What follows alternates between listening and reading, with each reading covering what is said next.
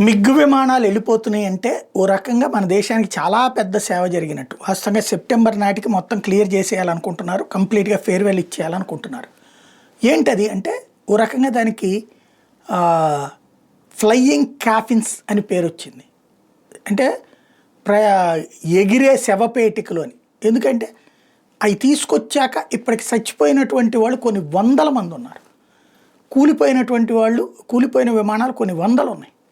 మిగ్గుల యొక్క ఫెయిల్యూర్ భారత రక్షణ రంగానికి అతిపెద్ద సమస్య.